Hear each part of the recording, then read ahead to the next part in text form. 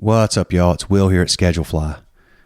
So this is a unique episode for us. It's a special episode. It's the first time we've had somebody on that's outside of the Schedulefly community. But this seemed to us like such a good opportunity. We just didn't want to pass up the chance to share what's happening in this episode. So short version is there are lots of businesses. If you're a hospitality business or any sort of small business and you had to shut down at some point or your operations were reduced in some way during COVID and you have W-2 employees, you very well may be due quite a bit of money from the government from something called employee retention credits. Now, if you fit into that category, I highly recommend listening to this episode. We're speaking to Ken Romley at Unclaimed Credits, and they're a business that very efficiently helps small businesses find these unclaimed credits. And we're talking oftentimes in the hundreds of thousands of dollars, typically somewhere around, I think you're able to get up to $26,000 per W-2 employee. Not an average of 26, but up to 26, I think. But you could get 5, 10, whatever, some number in between. The point is, if you haven't done this, and you have W-2 employees and COVID affected your business, listen to this episode. If you did apply for employee retention credits and did get those, we still recommend listening to this because there are examples, plenty of examples of businesses that got credit, they got money.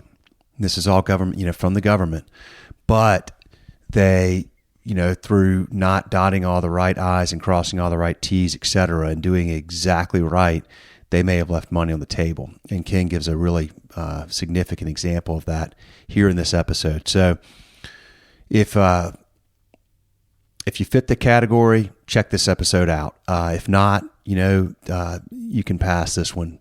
But if you know somebody that owns a hospitality business or any small business that was affected by COVID in this way and has W-2 employees, we'd recommend checking this episode out. Even if you're just an employee and maybe your employer, you don't know if that person has gone through this, send this episode to them. So thank you all for listening. I believe we're recording 2 more just regular podcast episodes today. So we'll turn back to the normal content, but we just felt like this was a great opportunity. Check it out. Enjoy it. More coming soon. Y'all take care. What's up, Ken? How you doing, man? Good. You can hear me all right? Yeah. It made me jealous. I want one of those hats. Oh, yeah, man. Yeah, these are popular. Yeah. Well, thanks for taking time to do this today. Oh, it's really my pleasure.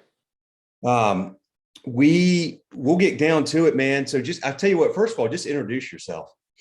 So, Ken Romley, I moved out. I've been a serial software entrepreneur for a long time, but my most recent venture is teaming up with an accounting practice that I've worked with for over 30 years. They're in North Raleigh, and that's where I'm based. And really had a unique opportunity that could help out a lot of small businesses. And so something that I really got excited about and joined up to automate a process that the government just made way too hard. And so that's what we're doing with Unclaimed Credits. Government made something hard, huh? I know. Is that a shocker or what? I'll reserve any more comments, but okay. So, then it provides an opportunity for you. So your business is called Unclaimed Credits, and y'all help businesses. If I'm correct, you specifically are helping businesses that have employee retention credits and other grant money that was made available from COVID that they may not have collected yet or may not even know about. Is that right? And you try to make the process simple? Okay.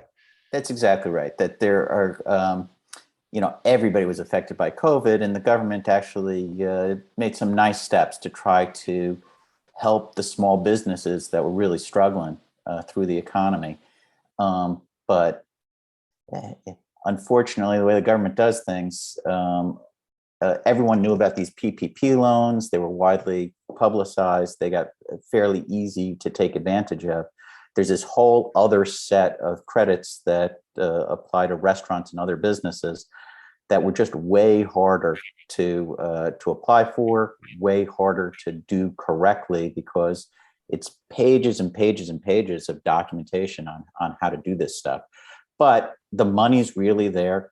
That just this morning, we processed somebody who had a couple of Firehouse Subs franchises, and we're going to get them over $350,000. So there's serious money out there for support for anybody who kept W-2 staff and can show some effect of COVID. And so that's pretty much everybody, and certainly every restaurant. Okay, so walk me through. So this is for people that they kept their W-2 staff during COVID, but they were shut down or adversely affected. And probably almost all of them got PPP. That was well marketed. Everybody knew about that. But there's other credits that a lot of people don't know about. So your example there, this is you're getting money on a per W-2 employee basis. Is that right? That's exactly right. That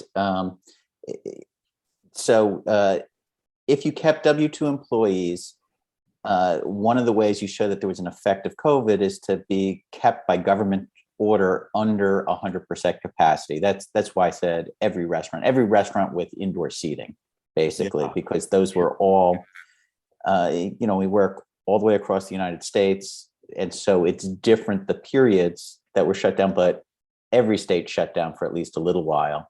And so everybody has access to some of this money. And then you get a percent of what you paid in W-2. You mentioned employee retention credits. That's the big one. That gets $26,000, a maximum of up to $26,000 per W-2 employee. So it's hard to get that much, but you go through the regulation, you put things through, and you can get significant amounts of money back by knowing how to apply for this stuff. And another piece that people don't know, any new company started after February 15th, that also qualifies you, just having started up new. So February 15th of 2020. Yeah. And so they have these things where new businesses, everything was to keep employment up in our communities. And so there were extra benefits if you chose to start during these hard times. That qualifies you. Get money.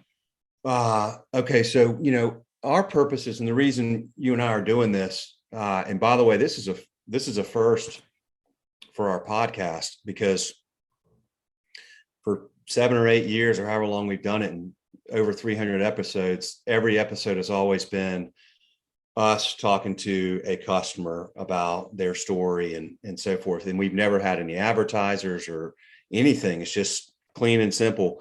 But this to us felt like an opportunity that once, you all made us aware of this, we really wanted to have an opportunity to tell people about this, because it's very clear that, as your example this morning with the Firehouse Subs franchisee, there's a lot of money out there. Now, I've spoken to a couple of folks in the last day or so. Some have gone through this process.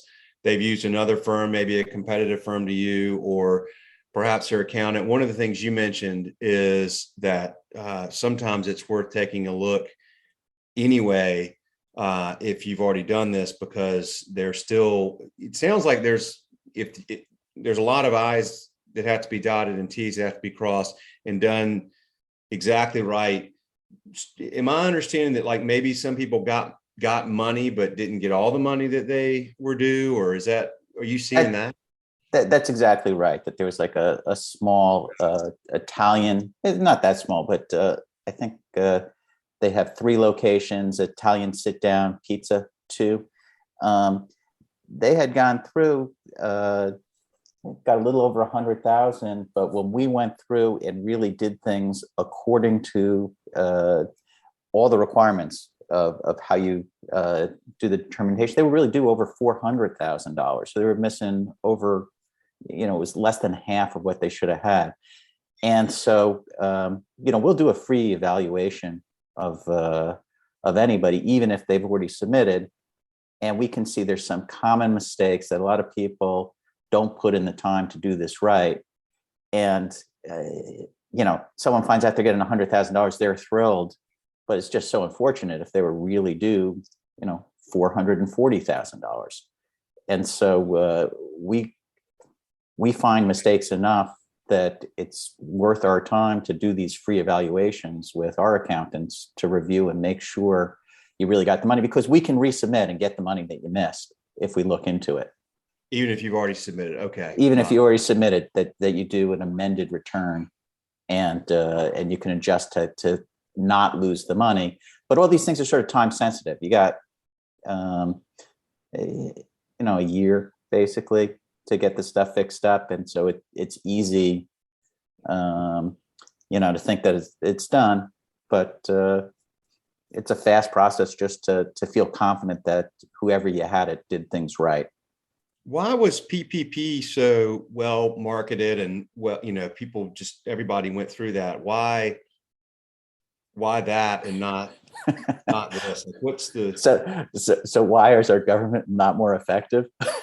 Yeah, I know. I hear you. But, everybody knew about PPP. I mean, the media, and you did not know about it. Why do people not know about this? I think the reason people didn't know about this is initially this came out, and these grants and credits were mutually exclusive from PPP. And one of the downsides of this credit, one, it's way harder to apply for versus PPP. The money comes in much slower. So PPP, you get the money right away. This, once you file the paperwork, it takes 5 or 6 months. Why it takes that long, I don't know. The money always shows up, but you got this huge delay before you can see it. And that's just the way the government set this thing up. And when these things were mutually exclusive, everyone preferred to do the PPP. And so nobody was doing this. Congress then said, hey, this is a big mistake. We meant to get the stimulus out to these communities. Let's relax the rules. And so it just wasn't as well thought out. It wasn't part of the initial rollout. They said, hey, let's go in and tweak this and suddenly allow you to get PPP and these credits. And so, I just think it wasn't that well thought out. And so it didn't have the same marketing push. The banks don't make a percent on this.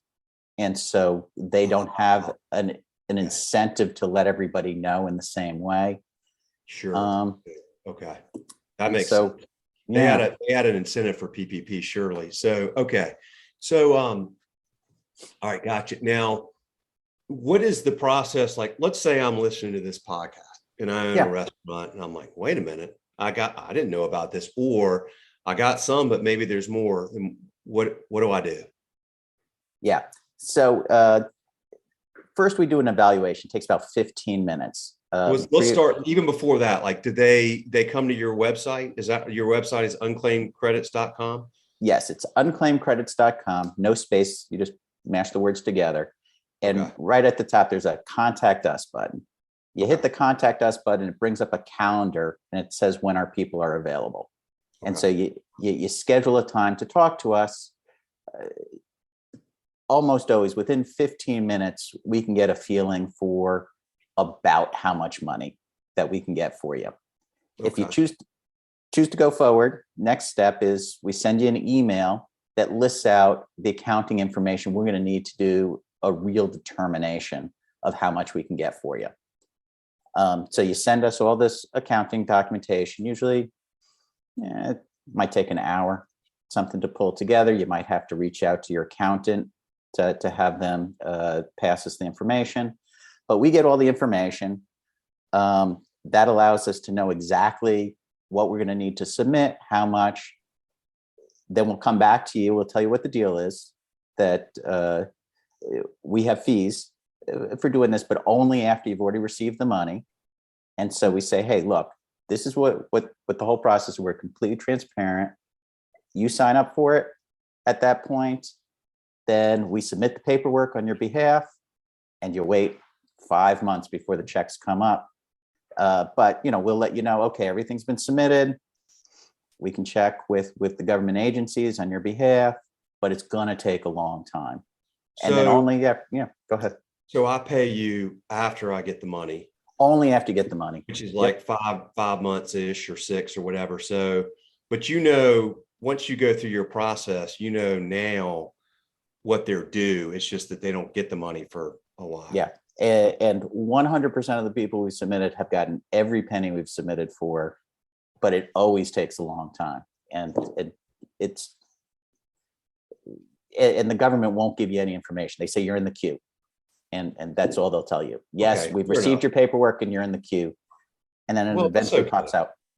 That's okay though. If you're going to get the money, then, that's the important part. So, the people that listen to this podcast are going to be, restaurants, people in hospitality, boutique, hotels,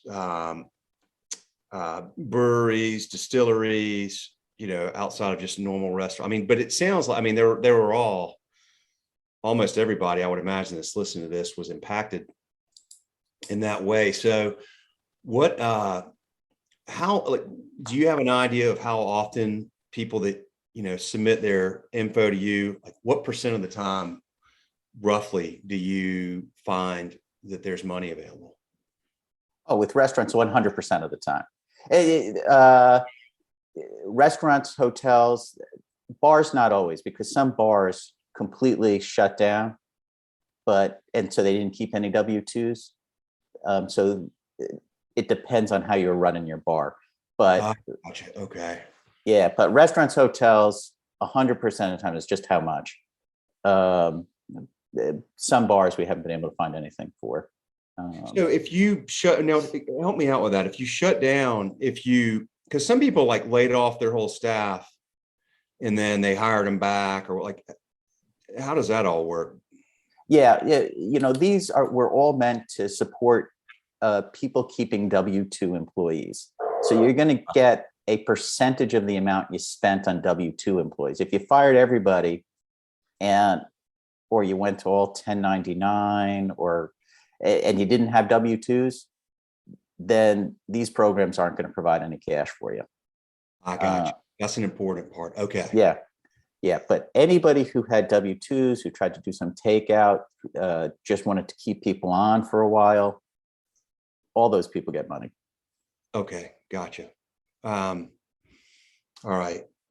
So how do you make money? You make money by taking, you keep a percentage of the pay, which is obviously very fair. You're doing all this work and getting them all this money. So then you would keep a percentage of that. And that's only paid when they get their money. Yeah. So, nobody's ever out with cash flow. We do all the work up front. We spend a bunch of time writing software systems to automate the process so we can do it efficiently for lots of restaurants.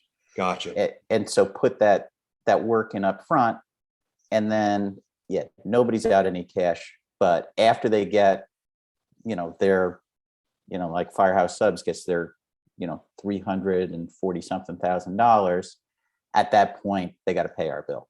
That makes sense. Okay. And then is this so this is is this like this is a short-term business for y'all, right? You got a year and a half till this stuff goes away. So it's just something that y'all have found that there's an opportunity, and you've written some software and you've got experts on analyzing this. So you have a real efficient process. And otherwise this money, if it's not claimed by a certain time in a year or whatever, then the money just doesn't, it just stays with the government. Okay. Just stays with the government. So you should definitely, folks, if you're listening, check this out, because it's worth, I would imagine, it's worth the 15 minutes to just make sure, even if you've done it, even if you've been through it, spend that extra 15 minutes because, it was a great example of somebody that had 100,000 and were happy, and it turned out they were due 400,000. So this is a very good opportunity, Ken, and appreciate you taking the time to share this. And we'll put this out in the video on our YouTube, and we'll put it on our podcast, and so people should let you know, I guess, if they submit their info that they heard about it here or whatever. Or... Yeah. We'll ask during the 15 minutes, and I'll let you know. But greatly appreciate you giving me this opportunity. There's lots of people that could be helped, and it'd be such a shame if they didn't get the money that's out there. It's so hard to run a restaurant, and take all the help you can get. That there's tremendous value in our community. I love going out to restaurants. You want a vibrant scene where you got lots of variety, and this has been really crazy hard times. Want to make sure these guys stay around. Well, a lot didn't. I mean, I know. 10, 15%, something like that, have closed their doors. Who knows what the long-term effect will be. And it's still happening now. People are, so folks, this could be up. Oh, go ahead. Yeah. The last thing I was going to, if you tried for a while and then shut down, or, lots of people in restaurants know each other, you can still apply. If you were out there, the government should give you money, and that'll give you more startup cash for the next venture. So even if you're not in business today, that was the thing when someone who gave up, first quarter of 21 or something, but hung out for a while, we can get them some money back, give them a chance to start up that next restaurant. Well, this is, like I said, over 300 episodes in 7 or 8 years. We've always just stuck with our process on this podcast, man. But we just felt like this is too good of an opportunity, and with the reach we have, not to share this. So, folks, check out unclaimedcredits.com. Ken has done a great job helping, describe what the situation is and how their business can help. So we hope you'll check it out, and good luck. And hopefully if you do, you get some money that you're owed. And everybody, in this space that we serve, we've just seen, we've seen tragedies. We've also seen massive amounts of resilience, creativity, rolling up the sleeves, gutting it out through this, tweaking business models and everything else. And boy, if there's money available, you sure do deserve it, and you sure earned it. So check these folks out. And Ken, thank you very much, man. And just let us know if people are coming in. I'm just curious if people hear this, if what happens. So we'll stay in touch. But thank you for doing this today, man. Appreciate it. Thank you, Will. Good, great opportunity. Thanks. We'll talk again soon. All right. See you. Bye.